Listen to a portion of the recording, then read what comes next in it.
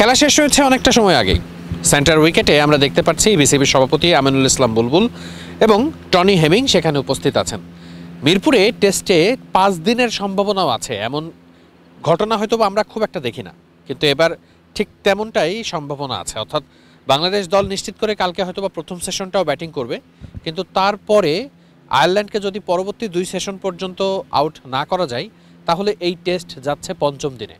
Wicket এখন পর্যন্ত যেরকম অবস্থায় আছে তাতে করে কিন্তু আনপ্লেয়েবল না, অর্থাৎ হ্যাঁ বল ঘুরছে অনেক, বল অনেক টার্ন করছে, কিন্তু এমন না যে বল যেরকমটা এক্সপেক্ট করা যাচ্ছে সেরকম হচ্ছে না, আনএক্সপেক্টেড বল হচ্ছে না। আমরা যেরকম মিরপুরে আগে দেখেছি যে বল কোনোটা খুব বেশি লাফিয়ে উঠত, কোনোটা অনেক নিচু হয়ে যেত, যেটাকে আমরা অনেকে বাংলা ভাষায় বলি যে বল গড়ায় যাচ্ছে।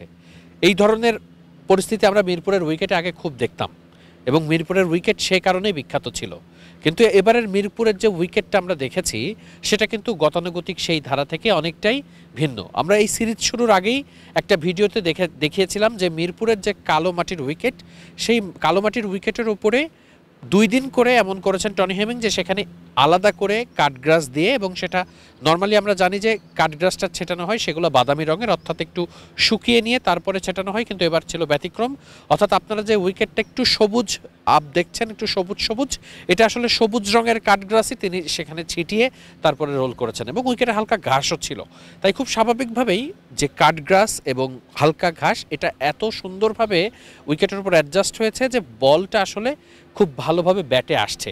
হ্যাঁ, যেহেতু মিরপুরের উইকেট স্পিন ফেভার উইকেট, স্পিনারদের জন্য সহযোগিতা থাকে, সেটা হচ্ছে, এবং টেস্টের 3টে দিন আজকে শেষ হয়ে গেছে, তাই খুব স্বাভাবিকভাবে একই উইকেটে যখন আপনি খেলতে থাকবেন তখন আপনি অস্ট্রেলিয়ার মেলবোর্ন বলেন, পার্থ বলেন, সেখানেও বল ঘুরবে, তাই মিরপুরেও বল ঘুরছে, কিন্তু এমন না যে সেটা আনপ্লেয়েবল। অর্থাৎ খুব ট্রু উইকেট যেটাকে বলে, যেখানে ব্যাটসম্যানদের জন্যও সুযোগ আছে। অর্থাৎ আপনার ব্যাটসম্যান যদি ভালো ব্যাটিং করে, আমরা আজকে দেখেছি যে বাংলাদেশ কিন্তু আয়ারল্যান্ডের কয়েকটা বড় বড় পার্টনারশিপ হয়ে গেছিল, বাংলাদেশ সে পার্টনারশিপগুলো ভাঙতে পারছিল না। গতকালকে আমরা দেখেছিলাম যে এক সেশনে আয়ারল্যান্ডের 5টা উইকেট পড়ে গিয়েছিল। আজকে কিন্তু আসলে ঠিক তেমন হয়নি। আজকে দেখা গেছে যে আয়ারল্যান্ড দিনের বেলা যখন অনেক আলো পড়েছে তখন কিন্তু উইকেট ব্যাটারদের জন্য খুব সহযোগিতাপূর্ণ ছিল, এবং ব্যাটসম্যানরা সেখানে রান করতে পেরেছেন। এবং শুধু আইরিশরা নয়, যখন বাংলাদেশ আবার ব্যাটিং করতে নেমেছে আমরা দেখেছি যে 156 রানে বাংলাদেশের মাত্র একটা উইকেট গিয়েছে, এবং মাহমুদুল হাসান জয় তার উইকেটটা আসলে তিনি হয়তো বা একটু মনে হয়েছিল যে একটু কনফিউজিং হয়ে গিয়েছিলেন। যদি সেটি না হতো তাহলে বাংলাদেশ হয়তো বা বিনা উইকেটে আজকের দিনটা শেষ করতে পারত।